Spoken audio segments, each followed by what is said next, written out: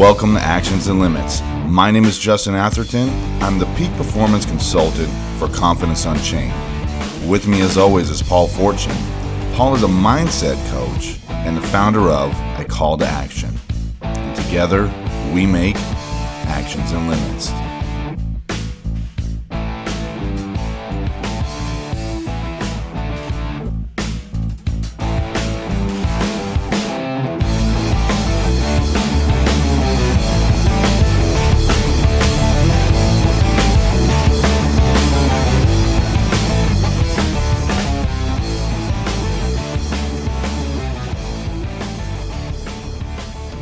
Welcome to the show, the podcast where we talk about the actions we can take and the limits we create. Another great week, Paul. I'm excited for our guest coming out, Eric Partaker. Make sure to subscribe and follow us on either YouTube or your favorite podcast platform. I believe we're now on Audible and Alexa, so just another way to listen to us. And also check us out on Instagram and Facebook at Actions and Limits to stay updated on all the great interviews that we have coming up. Paul, another great interview. I'm excited to talk to our guest, Eric Partaker. He calls himself a peak performance expert. You know, as hopefully our listeners know, I refer to myself as a peak performance consultant. It's along the same lines. He works with, trying to balance that life, or work, health, life balance. I'm excited to pick his brain on that. I know you watch some of his content. So what are your thoughts on the content you were watching earlier? It's a lot similar to what you preach to your clients, Justin. And he works with high level executives like you do. Has some great advice that he gives because he's walked the walk and now he's talking the talk. Mm-hmm. Super funny guy. I found him pretty charming. Excited to bring him on because he has a lot of information to share with us. Yeah, I was checking out his bio and all the different things he's been involved in. Seems like he's doing a lot of great things out there, and I'm really excited to bring him out. So let's go ahead and get to our guests. So Eric Partaker. So as a peak performance expert, Eric Partaker helps CEOs and entrepreneurs scale up themselves and their companies while also improving their well-being. Within his approach, he draws from his time advising Fortune 500 CEOs at McKinsey, his experience helping build up Skype's multi-billion-dollar success story, and his own entrepreneurial journeys, together with behavioral science from Stanford University, as well as techniques from the worlds of elite sports and military areas where peak performance is key. Eric has been named UK CEO of the Year at the 2019 Business Excellence Awards, one of the top 30 entrepreneurs in UK 35 and under by Startups Magazine, and among Britain's most disruptive entrepreneurs by The Telegraph. His work has been featured on over 7 major TV stations in the Wall Street Journal and on The Economist. He has also appeared as a guest judge on The Apprentice with Lord Alan Sugar. All right, everyone, welcome Eric Partaker to the show. Eric, really excited to talk to you, man. You know, your bio is impressive. A lot of it connects with, a lot of the stuff Paul and I talk about. So, share with our audience, like how you got into this, man. Like, it seems like you've been doing this for a while. Yeah, well, so these days, I work as a peak performance coach with, entrepreneurs, leaders, CEOs, help them, play a better game, not just in the work front, but also health and home fronts. How I got here was by massively screwing everything up. That's how it goes, right? Yeah. And it culminated about 10 years ago. So, I got on a plane and was heading back to London, planes in the air. I start feeling super unwell, pressure in the chest, pains in the left arm. My buddy sat next to me, notices I'm unwell, feels my left arm. He's like, crap, man, your arm feels like it's been hanging in a meat locker. Runs to the stewardess asks if there's a doctor on board. Luckily for me, there was one. Doctors takes my vital signs and says, we've got an emergency land the plane. Think he's having a heart attack. Plane lands. straight into an ambulance. They administer nitrate to open up the arteries, off to the hospital. And I realized, the next day, because obviously I survived. Good. Thank goodness, right? Glad you're still here. The most amazing trick ever. So I realized the next day that my whole approach to peak performance was just ass backwards. It was just, I had been obsessed with achievement prior to that point, but I was going about it in all the wrong ways. I was working like 100+ hour work weeks at McKinsey. When we were building up Skype, we went from like 30 to 500 people, sold to eBay for about $4 billion. And then with, a few of my own businesses, and it just cracked, right? It's all that success was coming at the price of, my health and relationship. If you look at peak performance, reaching your kind of fullest, potential, or, playing at a high level, like the equation is stress plus recovery equals growth. There you And go. I was just like, stress. Come on, where's the growth? No recovery. Zero recovery.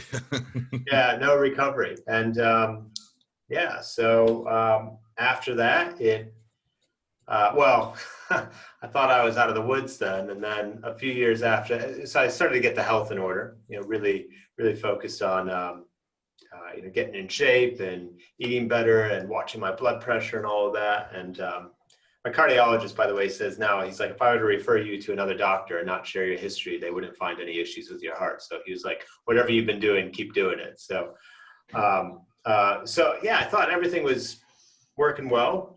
And then, a few years after that, my wife tells me she's leaving me. So, if I didn't change my ways, she said. So again, I thought I was out of the woods, but what I realized is that, I had kind of started to balance work with getting my health together, but the home front was still imbalanced.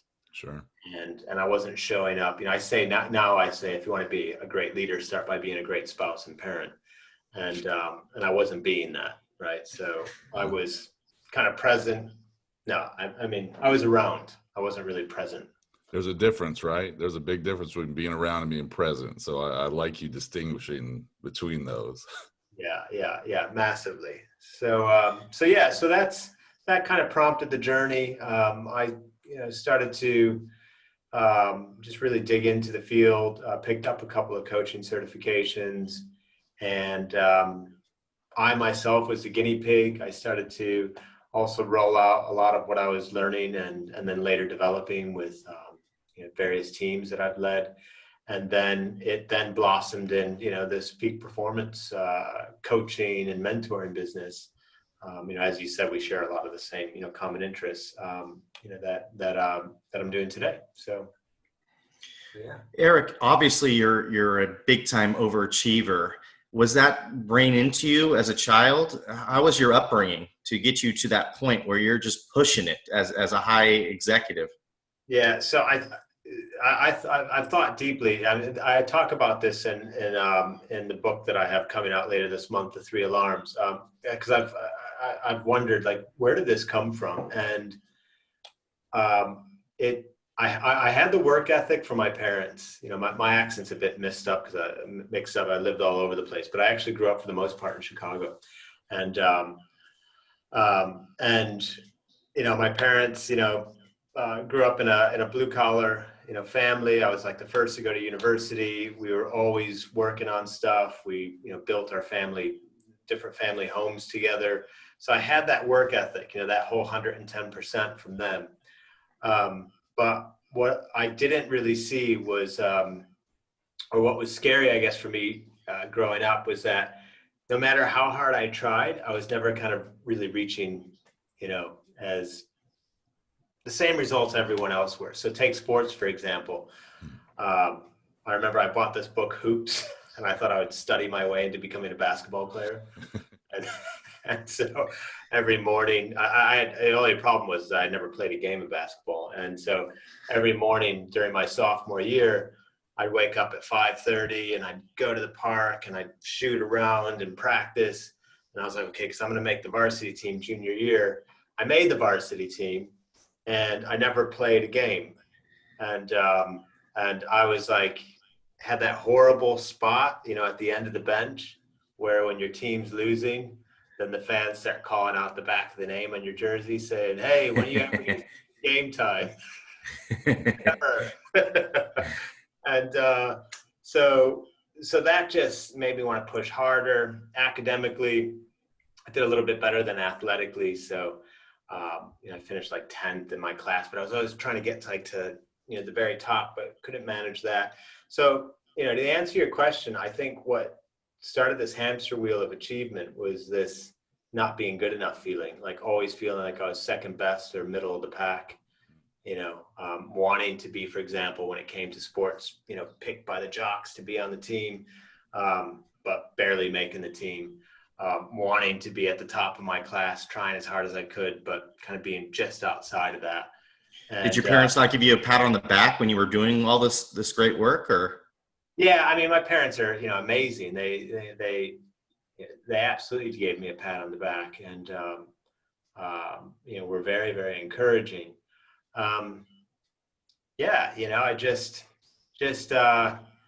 I guess my ambition level was always outstripping where I was landing, and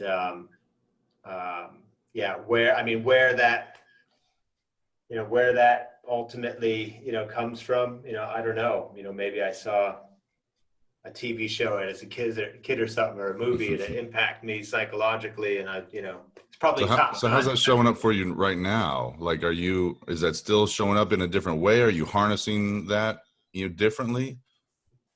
Yeah, it definitely shows up in a different way. So when that ambulance, after we landed the plane, or after the pilot landed the plane, and I was put into the ambulance, the first words out of my mouth as they were administering the nitrates and the ambulance sped off was, I said, please don't let me die. I have a 5-year-old son. And that really sat with me, because I really, I thought about that in the days following. I was like, wow, it's amazing that was the first thing out of me. It wasn't like, please don't let me die. I have to clear out my inbox, right? And so it made me want to not so much overachieve, but just achieve more on multiple fronts. And so, like one of the outputs of that was that one day, I grabbed my phone, and I was influenced by several different people and ideas. And I thought, what, I'm just gonna, if these are the 3 areas that I need to master, health, wealth, in terms of as produced by your work, right? So health, work, or wealth, whatever you want to call it, and relationships. If I want to master those 3 areas, then I need to define what best looks like what's the best version of me look like, and find some way of cueing or prompting me to kind of step into whatever that is at the right time of day. Almost like if I were to take my day, what's the most appropriate, if I were to segment my day, what's the most relevant time for each of those best self identities to power, the relevant segment of the day.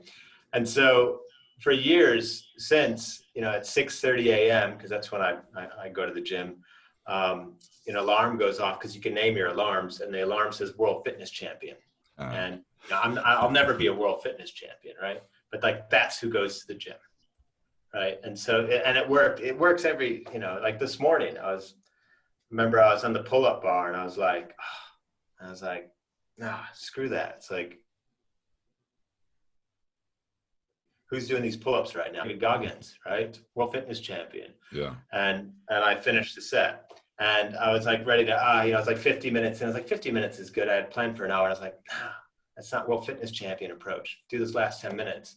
9 a.m. next alarm goes off. It says world's best coach. I mean, I'm probably not the world's best coach. I mean, I know I'm not the world's best coach, but I feel like I'm a pretty damn good one. But the point of that is like, how would that version of me, step up? Right? How does that version of me show up? How does that version of me act for my clients? And then the game changer one for me still is at 6:30 p.m. It says, alarm goes off, it says world's best husband and father, just to prompt the question, well, how would the world's best husband and father walk through the door right now? So yeah, long-winded answer, but it's not that I constantly still seek to overachieve, but I have defined what best looks like in each of those 3 areas. And I constantly remind myself of that. I like that. And you said that's what your book coming out recently is about? Yeah. So the book is called The Three Alarms.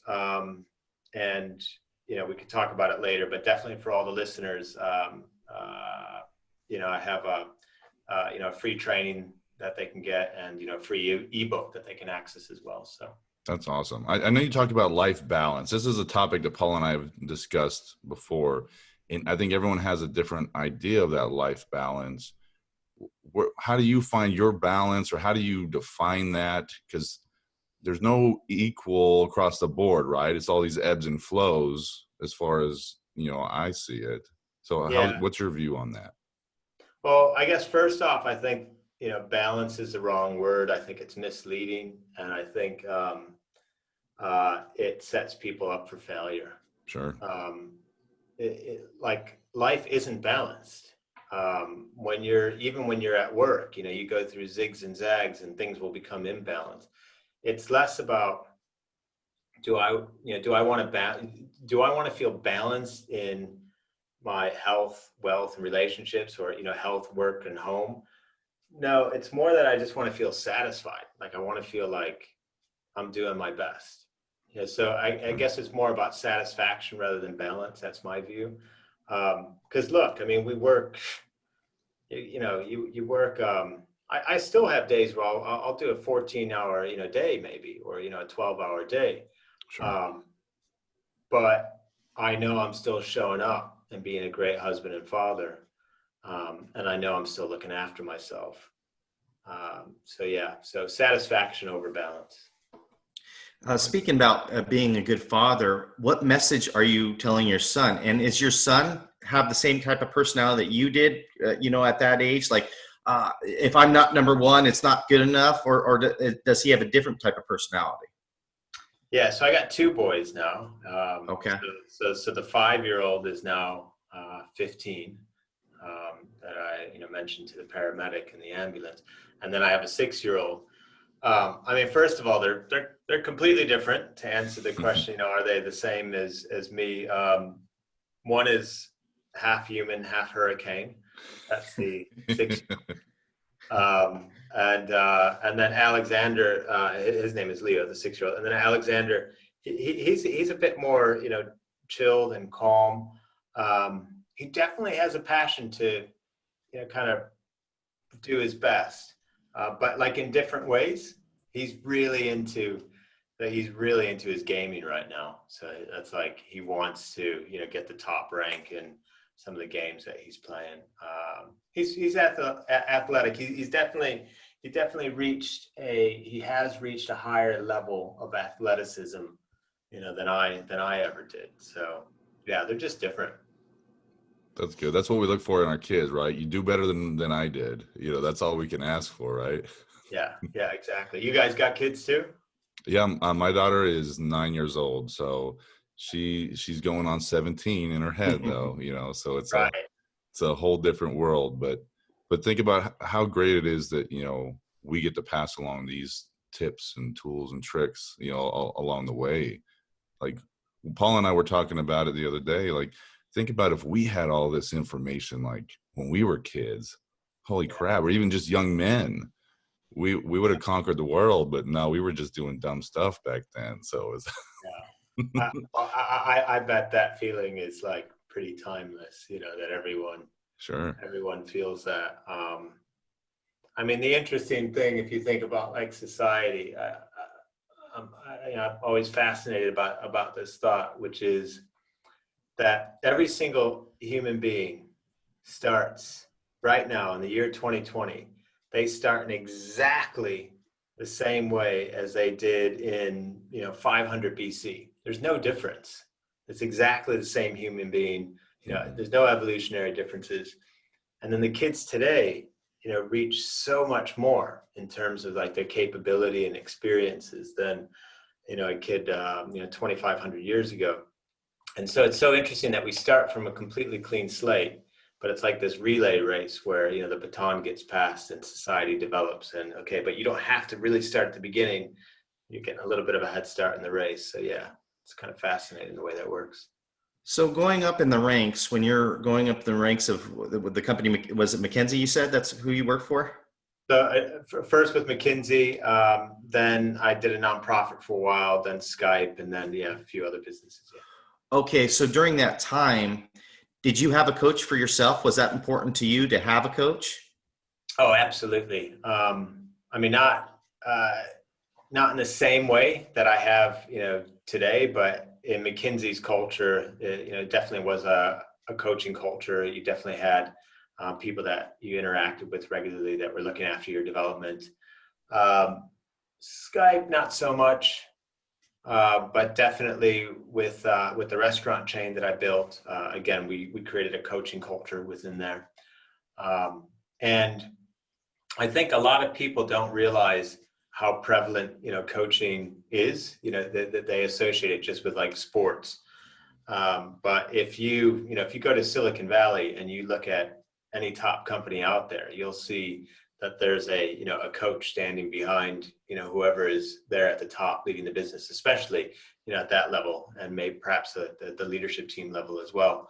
And it makes sense. I mean, think of it this way. Think of like, when would, Last Dance is like a big thing on Netflix now, right? So it's like, when would, at what point would Michael Jordan have looked over to this, to the sideline and said, "You know what? Thanks for everything you've done, Phil, but I think I'm good. I think I got things from here."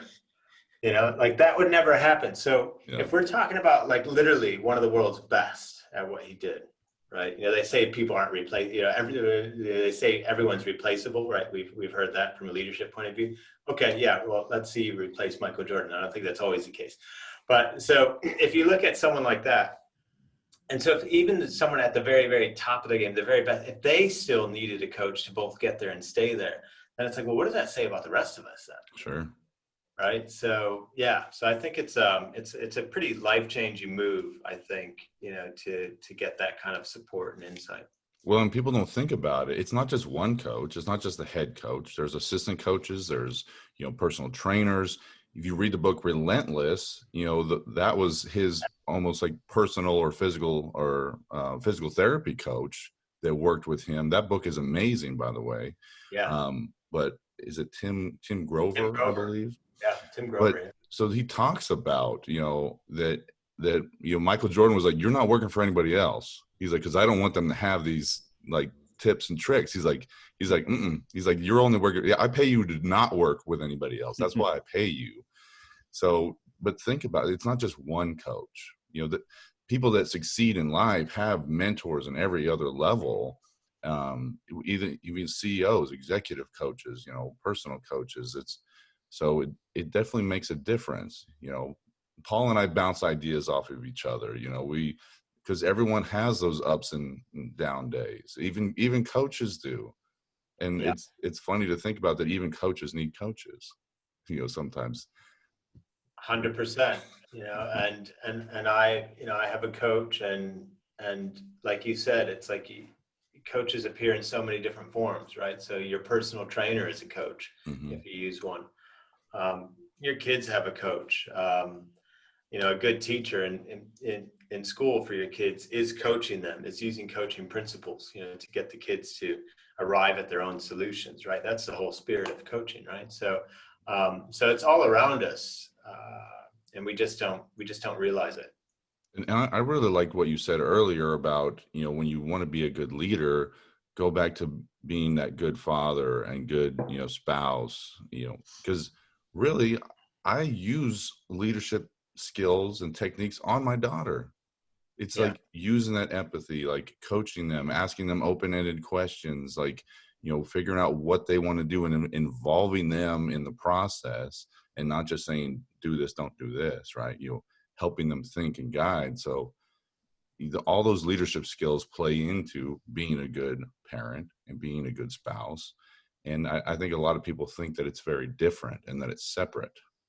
No, that's exactly why I said, as you were referencing earlier, that leadership starts at home. I mean, I can't think of a better leadership training ground, than your home, because it's the perfect environment for people, if they're not careful, to act like a complete ass, right? Because you can get it, you can get away with stuff, right? And Sure. I remember when before my wife told me that I needed to change, essentially. I remember she said to me once, she said, why do you treat me like that? You would never treat one of your coworkers or colleagues like that. And she said, think right now if you said that to one of your colleagues. She's like, you would never say that. So why on earth would you treat a colleague better than the person who's done so much for you? Sure. And I was like, that just hit. Mic drop. Yeah, right. And so because a great test of leadership is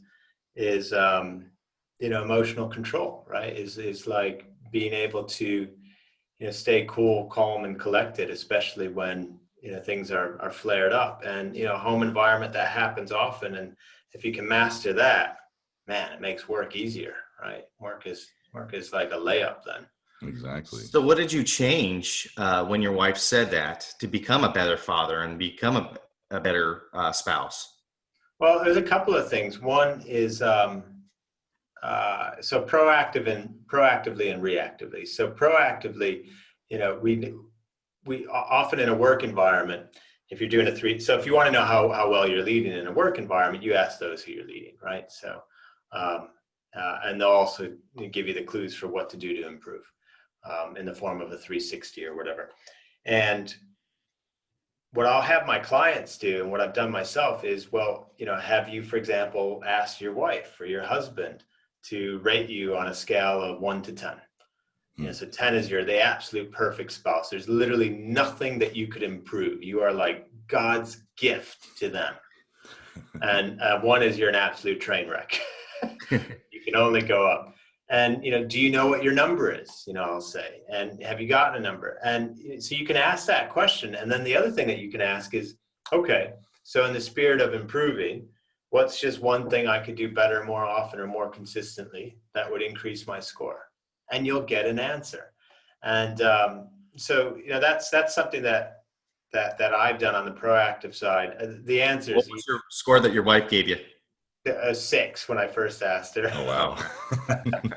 That was probably generous at the time, though, right? Yeah, it was probably more like a 1 or a 2. And she's, the beautiful thing about the response was that it was way easier than I thought. Like, people are afraid to ask the question because they're afraid of what they might hear. Sure. But all she actually said was, I just want you to spend more time with me. Like, that was it. Without any agenda, just more time. That's it. Like, we don't need to go to more places. We don't need to do more things. Just spend more time. And so I just started to take,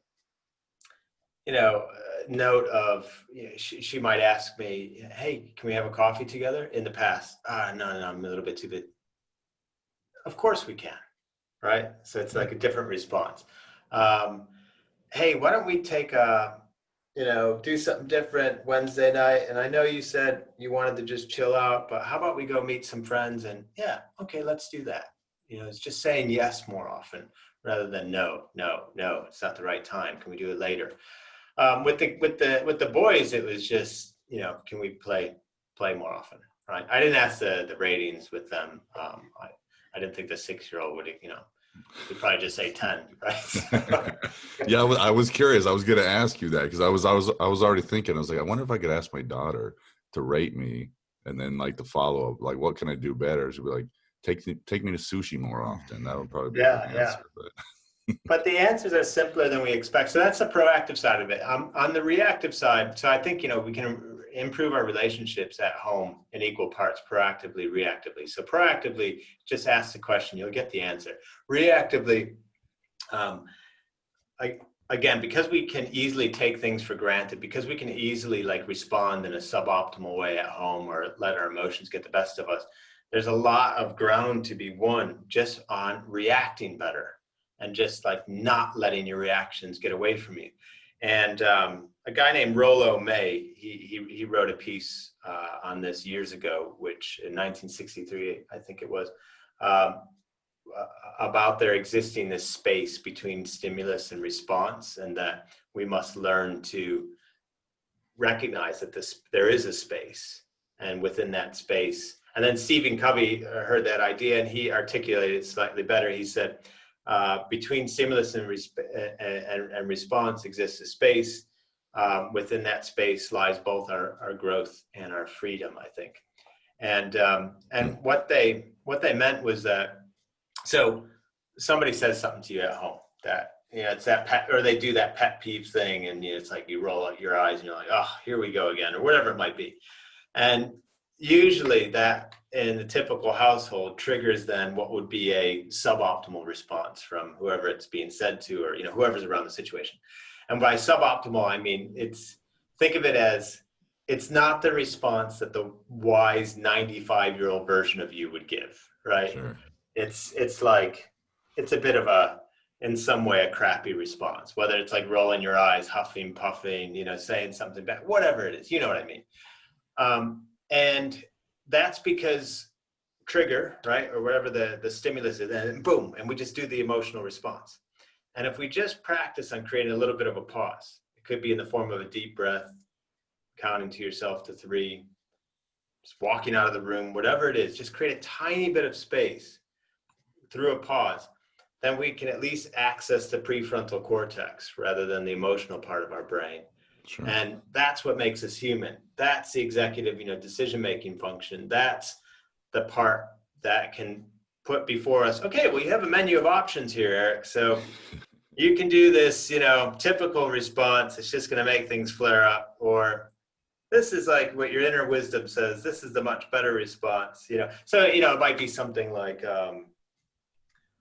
geez, why can't you help me, with these dishes? I'm just making something up here. And then you're like, well, I told you I have so much to do, something. Yeah.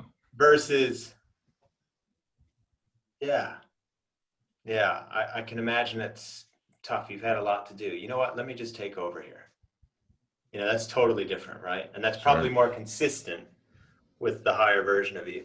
Yeah, so, they're showing some empathy, right? And going, okay, let me see this from the other person's side. But yeah, there's so many things that go into that, right? And all of that interests me. I know Paul, figured I was going to chime in on this, the whole, emotional response. And I actually teach classes on emotional intelligence to law enforcement officers, and we go into your emotional vocabulary and, controlling your response, because you're going to have those emotional reactions and you can't stop them.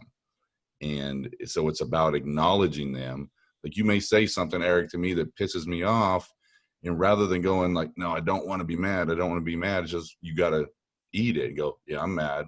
Okay, but how should I respond? Exactly. and that's the difference, right? And if you pause, deep breath, just create some space, you have a better chance at making the right choice.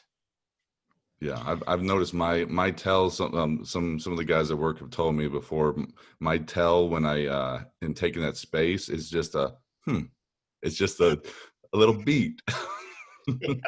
And then it's like, now we can respond to that. Yeah. So the next time you hear, hey, can you mow the lawn, repaint the house, and do the dishes, you'll go, and then respond. Yeah. Hey, Eric, I wanted to transition for a moment. You mentioned the restaurant that you developed, and you talked about the 80-20 rule. Can you go into that for us? Yeah. So quick service Mexican restaurant chain, and called Chilango. And when we were thinking about, well, what are all the different things that would make a quick service restaurant environment, super popular? What are all the different ways that we can generate guest satisfaction? And I thought, okay, there's lots of things that we can focus on, from the food to the ambience to the staff. But what are the 20% of things that will drive 80% of the guest satisfaction? And I zeroed in on the food. And I think a lot of people might just stop there. But at McKinsey & Company, one of the things that they drilled into us was just keep going 80-20 levels deeper and deeper and deeper. So within food, I said, okay, out of all the things that we could be focusing on with food, we got flavor, texture, aroma, appearance.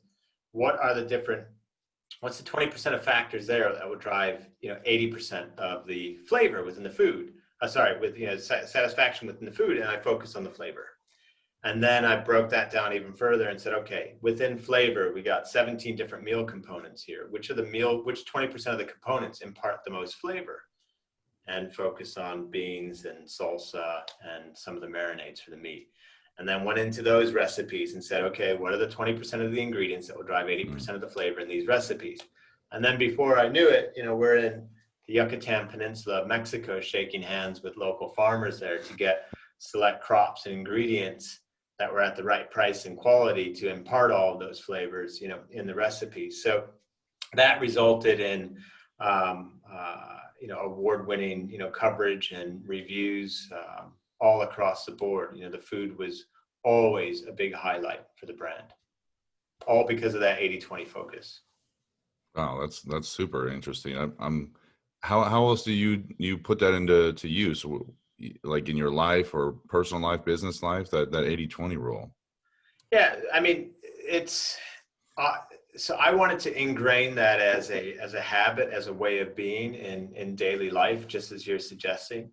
And I had read the book. Have you read the book, The 80-20 Principle? I have not. No. Yeah. So great book. And I just started. One of the things that I did over the course of a year is that I forced myself at the end of every single day to just note one thing that I had 80-20'd, using it as like a verb. And it could be anything, it could be, typed up and sent out meeting notes in 20 minutes, versus the normal 2 hours that it might take. Read completed a bit of research, in a half hour, versus the normal amount of time it would take. But I essentially look at it as, how can I invest just 20% of the time and effort in something that won't get me the absolute perfect result, but will at least be 80% good enough. Sure. And then I have this thing called the 96% solution, where so let's say you and I, Paul, are working on something. I'm going to take the first pass at it, and I'm going to do an 80-20 on it. So 20% of my time for 80% of the effort, and it's a presentation, let's say. Now there's 20% of it that's like undone. And then I just, pass it to you and I say, Paul, for that bit that's remaining, can you do an 80-20 on that? 20% of the effort for 80% of the result on that 20%. So 80% of the 20%, 16% plus the 80. So that's how like 90. So with 2 goes of 80-20, we can get to something that's like 96% complete. And that's pretty much good enough. I mean, often you can just do the first time and it's good enough. 80% is good enough.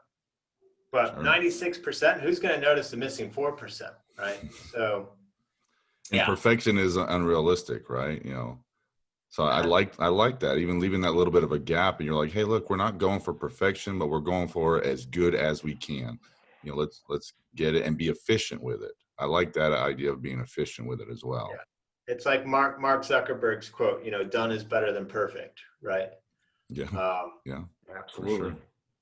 I really like all that, Eric. So I know you're into so many different aspects.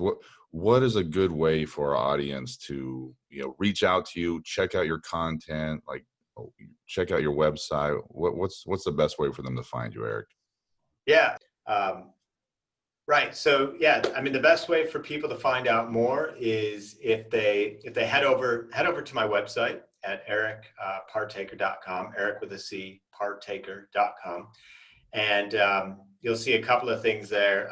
One, you'll see a link to my new book, The 3 Alarms, which will go into more depth, through some of the concepts we've discussed today, but also into a lot more with regards to peak performance across all 3 of those domains, health, work, and home fronts. And then you also see there, I do a weekly newsletter, so a Peak Performance Insights newsletter. It's just one simple, it takes like 2 minutes to read once a week, practical bit of advice that you can use to level up on the business or, life front. And and you can sign up there, all the social handles, all that stuff as well. But yeah, would love to interact with whoever's listening. And if you sign up to that newsletter, that's a way for us to create a two-way street on that. Awesome. I'm definitely going to sign up for that newsletter. I want all your tips and tricks, Eric. I definitely like everything you were sharing with us, and we'll put all of your content down in the show notes so everybody can reach out to you. So we'd like to wrap up the show with our guests, and keeping the title of our podcast in mind, Actions and Limits. What would you say is the number one action that people can take to really make a difference in their lives? Yeah, the number one action that you can take is just to respect the number one rule for reaching your potential, which is simply adherence. And what I mean by that is that you can find 10 different workouts that are all going to help you get into great shape. 10 different diet plans. You could come up with 10 different productivity tips to help you produce more. 10 different ways practices to install at home to improve your relationships. But that's not like where the game is played, right? All of those things will work. You just gotta stick to something. That's the single biggest determinant of your success in the long term, is just stick to a diet, just stick to a workout plan, just stick to that daily gratitude practice, with your wife or husband. Just stick to, having that first hour of the day, for example, not be in your inbox and be working on something more productively. If you just respect adherence, I think it will take your ability to act through the roof. I like that. It's really finding what you want to do and stay committed to it. I really like that idea of adherence. So the opposite side of that are these self-imposed limits that we put on ourselves, which I'm sure you've seen in your clients and people around you. What would you say is the most common one that you've seen that we need to remove immediately? I can't do this, right? So people will say, I can't do this. And it's like, why'd you just say that? Why'd you just think that? Oh, I haven't done it before, or, I don't know as much as this person, or I'm not as experienced. And we all start, as I said earlier in the chat, we all start with the same blank slate, and we only, get to where we want to go by trying. And every single time I felt like I couldn't do something, or I was afraid, and it still happens. It's like I just smirk at myself, because I realized that I had worked it all up to be much bigger than it was. You step through that door, you get to the other side, and you're like, you know what? It's not as scary as I thought it was going to be over here. So yeah, that's what I think. Yeah, I think that's a common thing we hear a lot. And it's funny that those voices never go away, even for us coaches. That voice chime in and it doesn't go away, so we constantly have to overcome it. And maybe that's something that people are afraid. I'm going to wait till that voice goes away, so I don't hear that anymore. So yeah. So Eric, thank you so much for coming on the show. I'm excited to check out more of your content. So I want our audience, our listeners, our viewers to check out as well. Wealth of information, Eric. So again, thank you for coming on our podcast. Yeah, thanks a ton, Justin, Paul. Really, really appreciated it. And I hope everyone listening found something useful. Great. Thanks, Eric.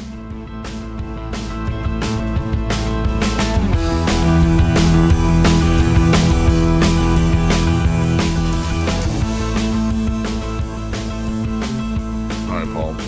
What a good guest. Yeah, I was glad we had Eric on the show. I like his title he uses, peak performance expert, and he definitely had a lot of great tips to talk about. What was your biggest takeaway? It's amazing that things in your life that could be negative can actually be positive going forward in your life.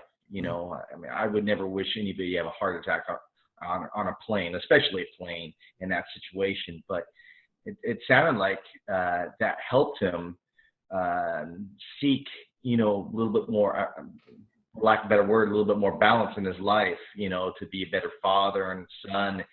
And he was able, when his wife gave him that, that say, if you're not going to change, I don't think I can be in that relationship, that he was able, to adapt. And maybe he might not have, if he didn't have that heart attack and not have that realization, he might have just been like, you know what, I can't adapt. This is the way I go. I work 100 hours a week, and that's how it goes. And if you can't handle that, then we need to part ways. So possibly that heart attack might have changed his outlook on that conversation. Yeah, it's always interesting to see when you're forced to pause your life, for, a traumatic event or a change in what's going on in your life, and you realize what is more important. And obviously for him, he found out that, his son was important to him, because that was his last stop before he gets on the ambulance. Saved my life because, I have a 5-year-old. And like he said, I'm not talking about clearing my inbox, or that next deal I have to make. So sometimes those moments really shake you, make you pause your life and go, what is important to me? Like, what do I really want to commit to? And I think the favorite part for me that he talked about was, the adherence. I liked him using that word. I've used it with my clients. I was like, what are you committed to? What are you committed to doing? But just adhering to whatever that goal is, and sticking with it. If you plan on being the best spouse and best dad, stick to that. If you plan on, working out every day and being healthy, hey, stick to that. But it is, like you said, it's interesting to see how those moments in your life, those tough things that no one wants to go to and that you wouldn't wish that on anyone to go through, but it can completely change the course of your life. So I liked a lot of the stuff he had to say. So, well, we can wrap up the show with another segment of Ask Paul Anything. And make sure to continue to send your questions into the show to actionsandlimits@gmail.com, and you may get your questions featured on the show. I pulled one here that I thought was good. I think it's kind of an opposite question from what we had last week. And this is from Nick in Florida. And he says, Paul, what are you proudest of in your life? What am I proudest of my life? I think the most thing I'm proud of is me taking action, me, going for something. A lot of times everybody talks about doing something and not putting forth the action. And I'm putting forth the action in doing something. And I'm proud of myself to be in the journey of doing the action. And I'm here and I'm about, and I've gotten a lot of good feedback with people seeing my social media. Like, you're like the Energizer Bunny. You got something every day. You're putting out another piece of content every day. You're doing something, and I try to be consistent with that. And I try to have my messaging to what I want it to be, and adapt if it's not working and change it. But consistency is the key, and I'm proud of myself for doing so. I like that. Being out there, doing something, taking action, something that you are committed to, that you want to adhere to. And like Eric brought up, something done is better than something, planned or trying to get it perfect. Right. So putting all of those tips to work. So I like that, Paul. Really glad we could get Eric on the show, and I think he shared a lot of the same insights, that we do as well. So it just kind of keeps reiterating these amazing guests that we have. They're all saying something along the same lines, and crafting that, just giving those extra little tips along the way to better yourselves. So I hope everyone got something out of our guest today. So another great episode, Paul. Yeah, for Justin Atherton, this is Paul Fortune. We'll see you next week. All right, see you next Monday.